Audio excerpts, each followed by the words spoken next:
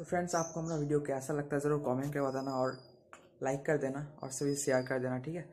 चलो चलो फिर मिलता हूँ आपको नेक्स्ट वीडियो। तक के लिए सब लोग अच्छे रहना, सबको बाय बाय फ्रेंड्स।